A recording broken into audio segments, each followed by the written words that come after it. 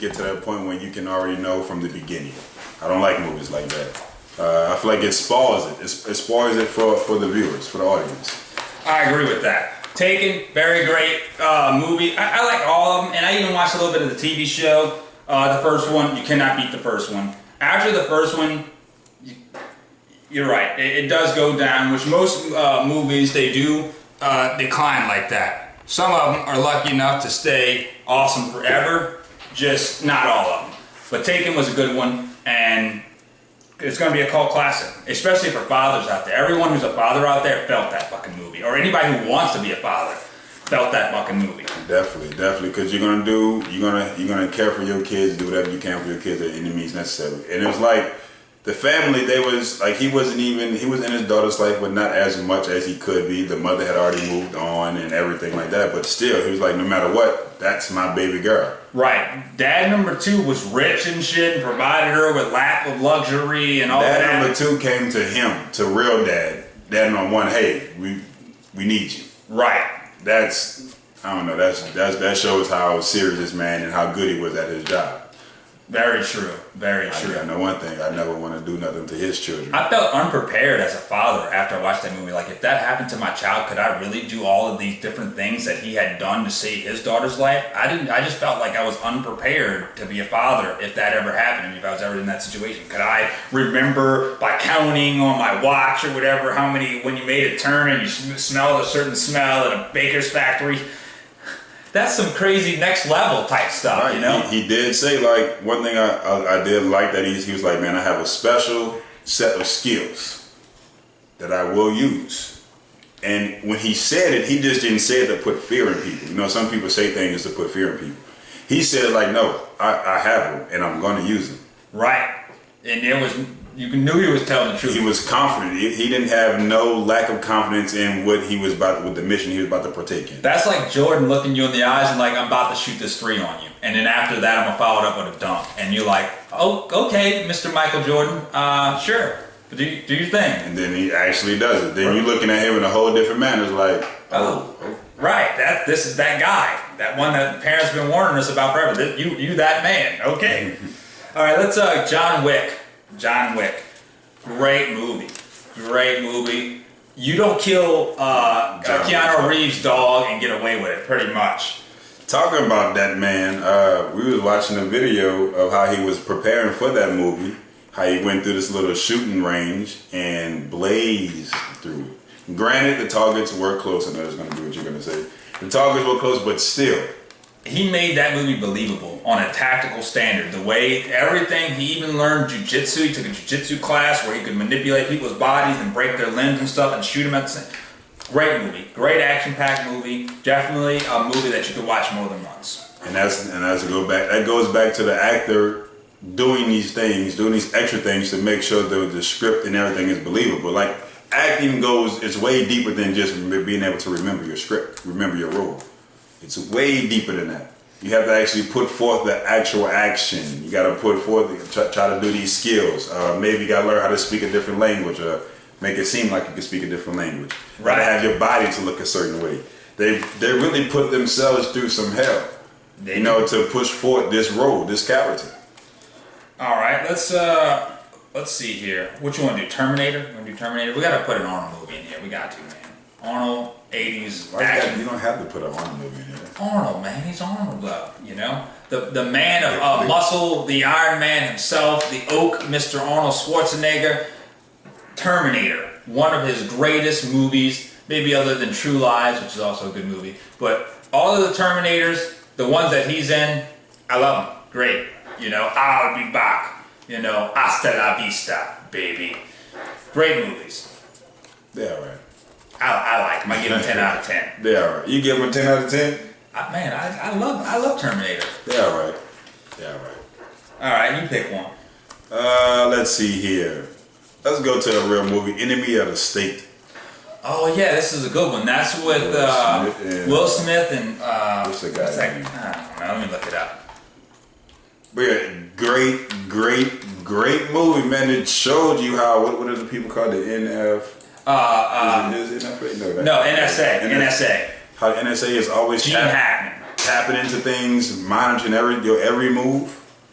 Like, and that movie's made back in 1998. Speaking on some real things. It was, you know, and now we know that Big Brother's watching all the time. Everyone has like 2 cameras on their phone, recording devices. If you don't think the government's tapping in and listening to that, you're a fool.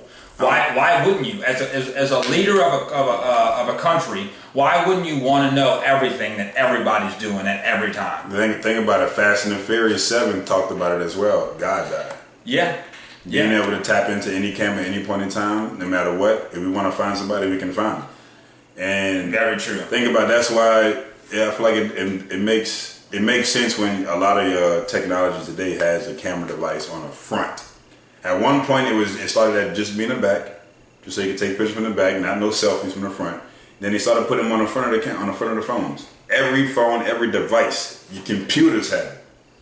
Yeah, it makes sense. And it's even been said, it's even known that these cameras still record you. They still pick up on you when you're not even using a camera, actually. Very true. Like if you have an iPhone and you go to your Facebook calls, in your background it's a little blurry, but you can still see yourself You're moving. damn right you can. And then you're not even using it.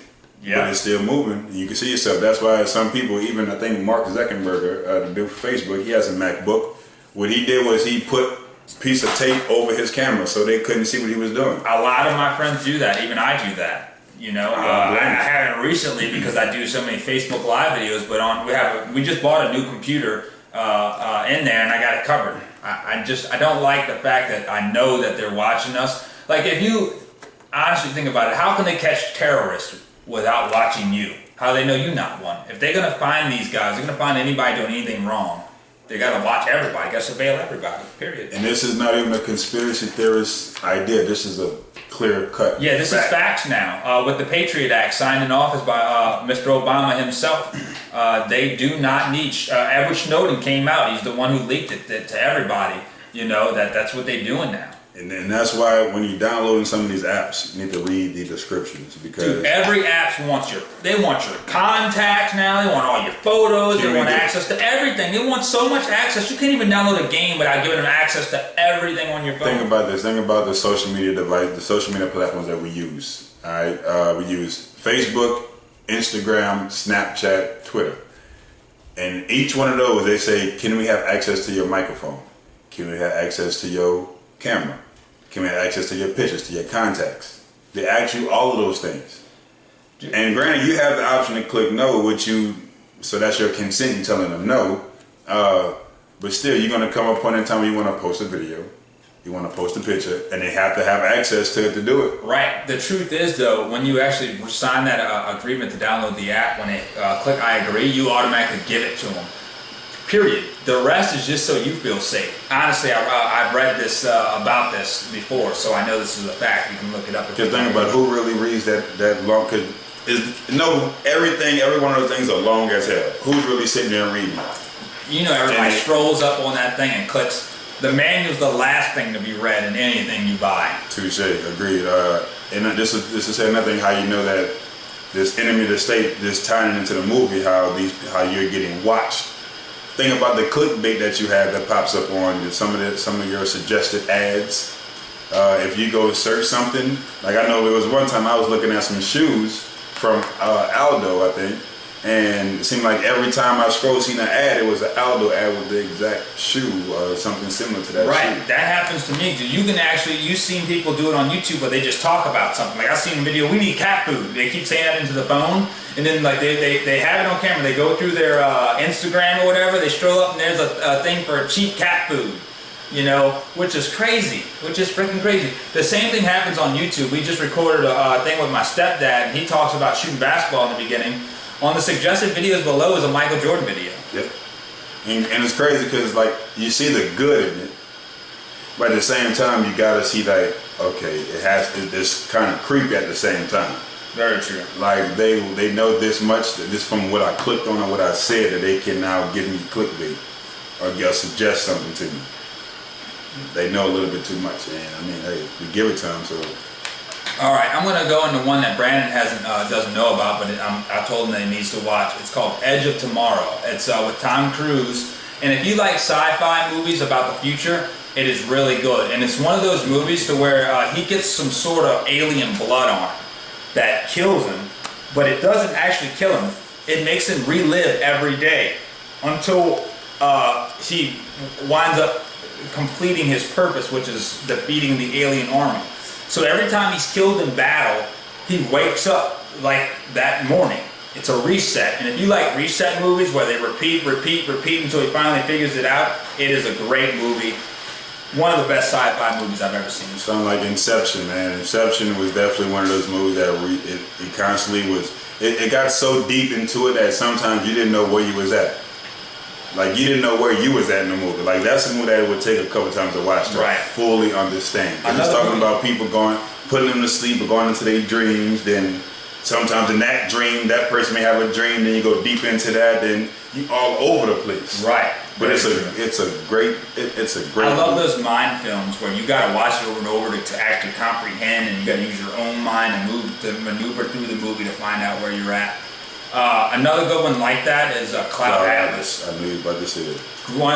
That's in my top 10 movies. That is one of the best movies I've ever seen. Cloud Atlas is actually a really great movie because it ties many different time periods all into one. I think it's 8 different stories compacted into one, and it has a great character cast. It is just a great movie, period. It's like you got the far past, and you got the past, and you got the present, and you got the future, and you got the far future. Right. You got so many different things, but they all align with each other. Exactly. And it's crazy, because it's crazy how the far future looks like the far past. Right. That's true. When you get to the last future, it almost looks like the Middle Ages of the far past. It is crazy. You have to watch this movie. If you've never seen Cloud Atlas, you have to watch it. The two #1 stars in there is Tom Hanks and Halle Berry, though, by the way. Yeah. Great movie. Cannot stress that enough. Second that notion, definitely watch Cloud Atlas, man. It's really a great film. Oh yeah, you gotta pay attention to it. And don't cheat. Just watch it. Don't go online and figure it out, because I did that after watching it 2 or 3 times, and it kind of hurt the experience for me. After I learned how it worked, I felt bad. I felt like I cheated, and I wish I had just kept watching until I figured it out. So do not cheat. Do not go online and try to figure it out. Just figure it out by watching it over and over. Alright, so let's go into some Denzel movies. Let's go into Man on Fire. Ooh, that is a freaking great movie. You got that little girl you're trying to protect with Dakota Fanning, I think her name is. Yeah, Dakota Fanning, yeah. Cool. She's a great actress. She was from when she was younger to now. When she was younger, you couldn't believe a little girl like that could act so good. She played such a great role in that movie. She played that role amazingly, man. To say like Denzel, like we know Denzel, man.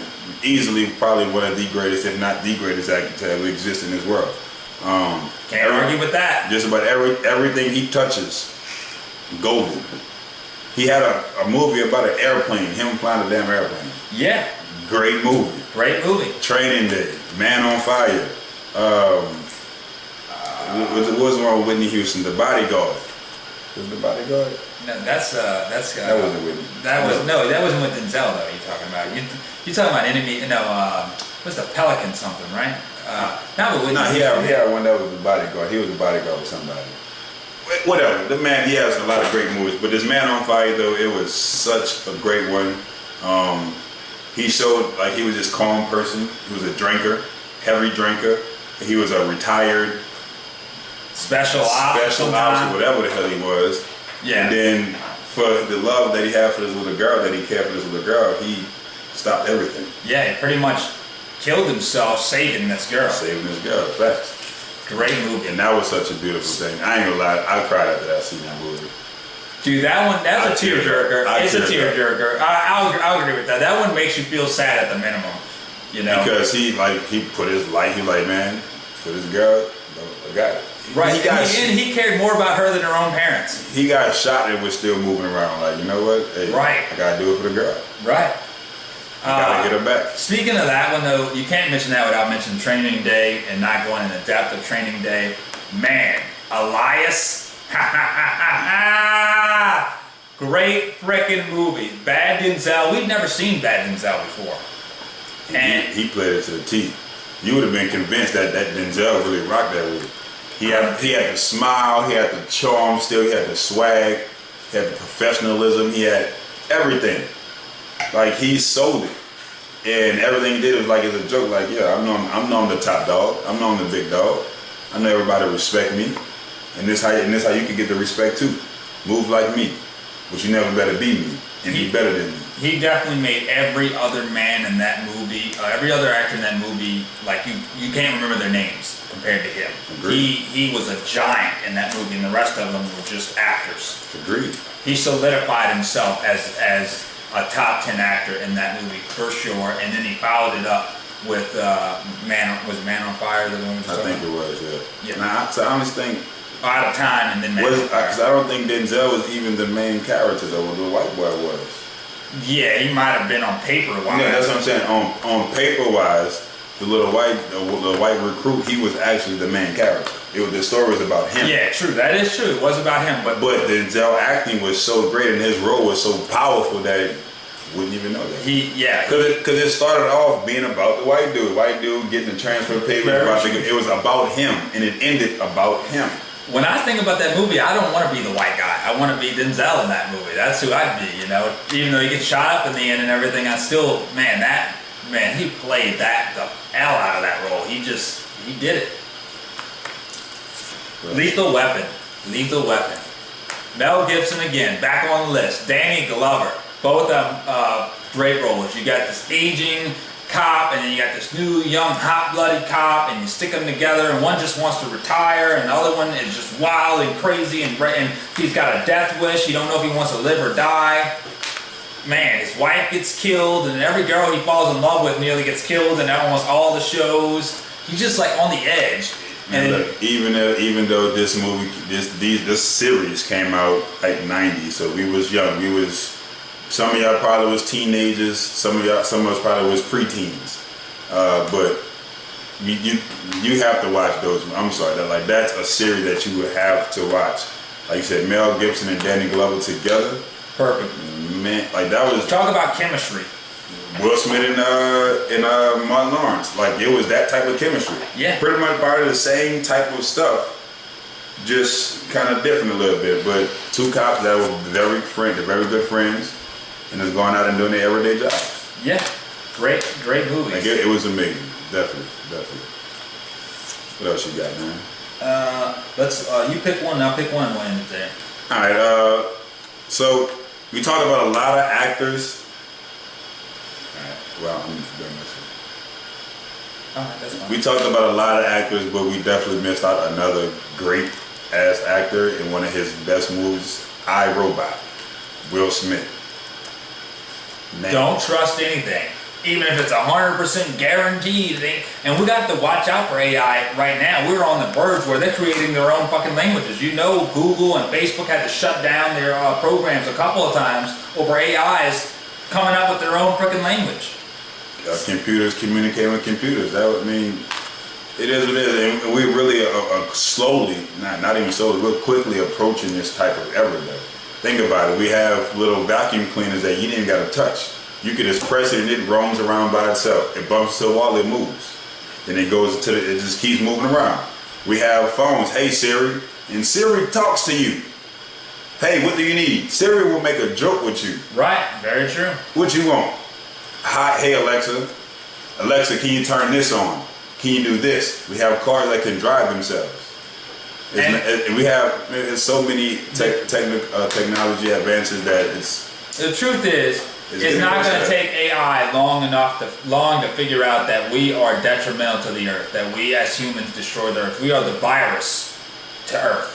As a virus is to a human, we are the virus to earth. We're killing the earth and we're killing ourselves on a daily basis. Because that's what these AIs are meant to do. They're meant to fix things and make things better, to make things more efficient.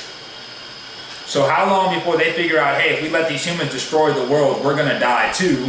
And they're actually their own worst problem. So by eradicating them, by getting rid of humans, we actually save them. We'll keep a few of them as pets in a zoo or something. But the truth is, they're not good enough for this world.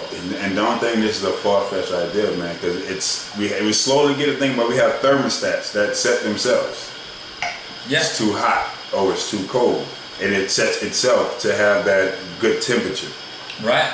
You know what I'm saying? It's really going to get to that point to where these things may actually happen. It's actually a movie.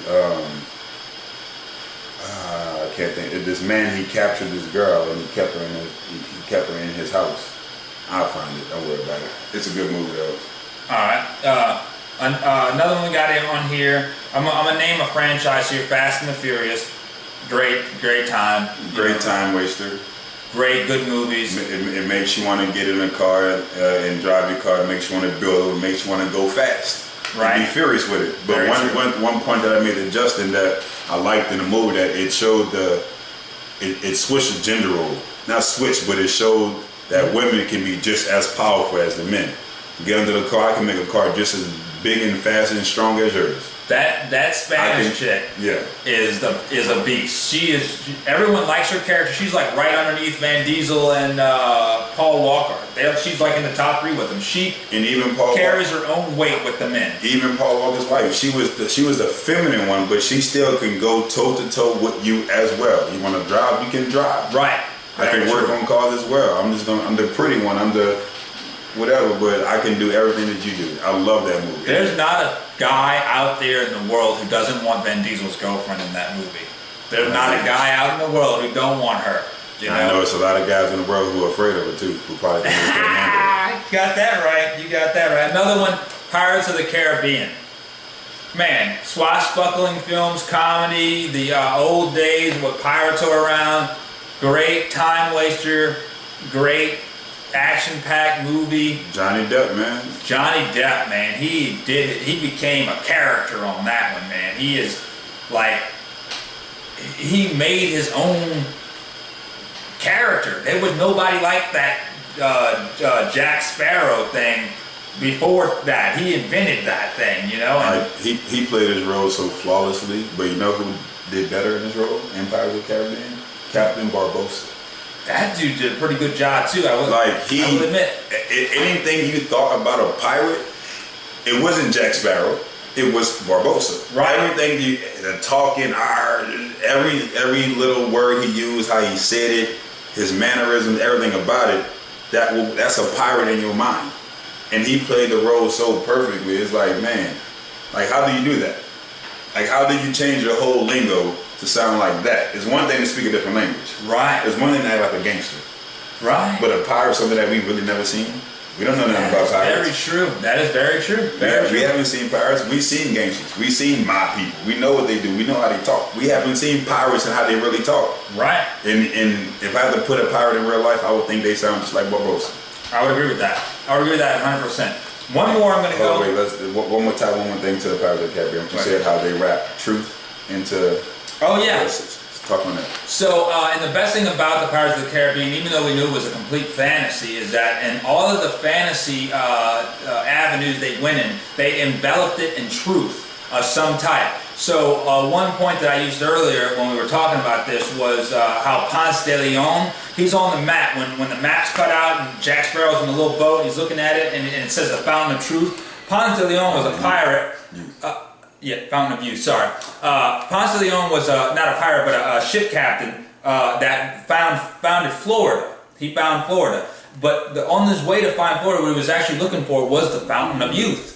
So, I mean, the way that they wrapped that in and several other things into the truth was great. It made it to where you could go online and research and learn about real history while also entertaining your fantasy. Right. Like I could say for myself, like I told Jay, I actually went in and researched some of these things that they had. Like one of them was they had a green flash that happens. Yeah. That's actually a real phenomenon. Right. That's right. It's like it's not a flash, but the sun actually becomes green. Right.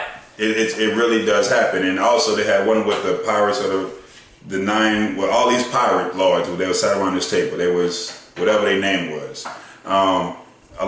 Each one of those pirates were actually depicted off of real pirates. That's right. One of them, that Chinese lady, she was the greatest pirate captain of her time. Yep. She owned more like ships than any of all those great pirates ever. Right, and also they talked about Blackbeard, who we know is a well-known pirate. Yep. They also talked about like the British Army was all throughout the movie, and during that time, they had the #1 armada in the world, and that's what they was known for the movie. Yeah, the #1 armada. They had the biggest, the best of everything. Right. The reason why the British controlled nearly the whole world was because of their navy. So it was definitely a lot of truth in it. Like even Davy Jones' Locker, that's actually a real name to the bottom of the ocean. Yeah, we even have a pirate from where we're from, Jean Lafitte, and he Jean actually Lafitte. fought the British Navy. He helped fight him off, and we cheated him in the end. America did. We cheated him in the end, but we're supposed to give him his own little spot down here in New Orleans. Was Jean Lafitte mentioned at all? No, he wasn't mentioned. This is back there in the 1700s. He's in the 1800s. Okay. Yeah, so he comes later on in time. But yeah, we have a famous pirate down here. Everyone from New Orleans knows of Jean Lafitte. So. Yeah, Jean Lafitte, famous pirate, man. One last one I'm going to speak on is going to be anything with Clint Eastwood, and this is for my older people out there. His spaghetti westerns. Some of the greatest movies have stolen ideas off of those, the Good, the Bad, and the Ugly, Fistful of Dollars, Few Dollars More, Hang 'em High, stuff like that. So especially Django, like Django Unchained, like you know, without these great movies letting us know that westerns can be popular and that everyone will still watch them, movies like that don't get made. And now that you say that, Django was definitely a western type of slave movie. The gunslinging. That's what Jamie Foxx was doing, gunslinging his ass off. Right. And it's crazy that if I asked you what the movie Django was about, people would automatically pin it to slavery. Right. Django was a love story. Yeah. That's all it was. At the end of the day, regardless of the slavery, the gunslinging, it was a love story. Very true. At the end of the day, that's all it was. It was a fucked up love story, but it was a love story. That's the plot line. A guy separated from his woman will stop at nothing to get her back. At nothing. He did whatever he had to do. Because he's tried not to show emotion, but he showed emotion when he seen his fellow black men get into all these fights. And one man got eaten up by a dog. He had to play that role. Like I said this before, sometimes you got to be the wolves in sheep clothing. Sometimes you have to be that person. That's what Django perfectly was, that wolf in sheep's clothing. He had to play that part to get what he had to get. At the end of the day, he freed some of those people. Can I interject? So he wasn't the sheep, nor was he the wolf. He was the wolf hunter. Because Candyman and Candyland was the wolves. He was the wolf hunter. He's the one he was the justice bringer. Well, he was the wolf hunter in the sheep's clothing. In the sheep's clothing, yes. I would say that. Because the real wolves were the, massive incarceration guys. But he freed a lot, Django, great movie, man. We could talk on Django for an hour. We could talk about the movie runs. Let me take that back. No, he was the wolf in sheep's clothing. Because Candyman, he was just a shepherd. If you put it like that, I agree. He was a bad I had shepherd. to one up him. I just had to do it. I'm like, you're not going to take my point away from me and make it better than mine. This is us right here all the time. We can't agree on anything. Look, I'll say something. I could have a dictionary out and say, look, this is what the dictionary says, but does it? Yes, it does, right here, Brandon. But does it? And my point would be like, how do you know that's true? Right. You didn't put it there. Exactly. This guy, I can't make a point with him. Did you see it? I mean, I feel like it's a good thing. Like we was talking about this. We could riff a little bit. All right. We was talking about this that I just lost my point. I lost my point, man. You said we could rip a little bit. You said let's talk about this. We was talking about you making a point and me making a point. Oh, okay, yeah. So talking about this, always question everything. Nothing is wrong with questioning. Like question everything. And if you're the person that's getting questioned, don't take offense. Because a lot of people take offense, especially in certain avenues. One, religion. People take offense when you question something, because sometimes I could still fully believe, but I just need understanding. Right. That's why I'm questioning this. Look, so how do you know this? Don't just, you need to believe more. Cool, but still, let me understand more about it. And that's with everything, whether it's science, religion, no matter what. If people ask questions, it's okay. If you don't understand, ask a question. They tell us this in school that it's never a dumb question. Right. There are no dumb questions. That is one topic that I can say that me and Brandon go at each other's necks over, but in a nice way all the time, is religion.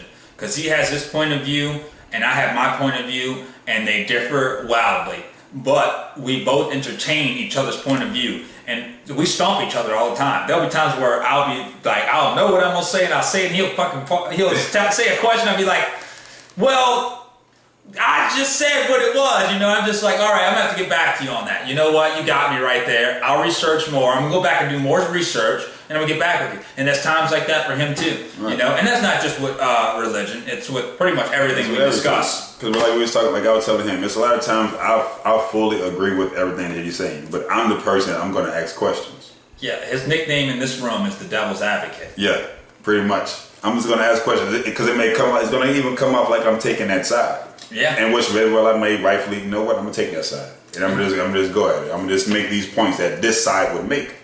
Like it's never wrong, back to the more of the topic, it's never wrong with asking questions. If you don't know something, ask the question, bruh. One of the guys I go to the gym with, he works in a place where, you know, a lot of money is made and people work together. And he was like, man, if you're an employee there and you have a job and you don't know something and you fuck it up and you never ask nobody, then that's a bigger fuck up on you. Right. If you don't know it, then ask somebody for help. Okay, you take that criticism, take that chastisement because you don't know, but still, it's better to, I'd rather you mess up and then had some help, ask somebody else, rather than mess up by yourself without asking nobody because you didn't know what to do. You just went ahead and did it. Half of my mistakes in the workforce is being too embarrassed to not know and not ask somebody what the hell's going on and just trying to figure it out on my own. Usually, even if it's not a mistake, it took twice the time to get it done because I was too proud to need help, you know. And that's one way to learn, but there are better ways out there, and that's just the way I pick mostly throughout my life to learn. It's like, I'm gonna figure it out, I got this, you know. Nothing wrong with that, but there are easier ways to get it done. I agree, man. Like sometimes it's okay, like I understand, because I do this with my students. Hey, figure it out first, and at least try to figure it out, then ask me. But I know that the casualties that may come from it is very minimal. If the casualties are kind of major, that may cost a whole bunch of money, that may cost somebody's life, then ask for help. Don't just go out because you have a bigger outcome that may come from it, a more important outcome, a more dangerous outcome. So ask for that help, ask for that assistance if you need it. But it's still no problem in trying to figure it out yourself. Very true. But I mean, just be smart about it. It's something that's subjective. Working on the car, if you can figure it out, it might be something major, but it could be just something so simple like, oh, I didn't do this. Right, right. All right, ladies and gentlemen. This is the Justin Gibbons Show. I'm Justin Gibbons. My co-host, Brandon. You know we love to throw cards on this show.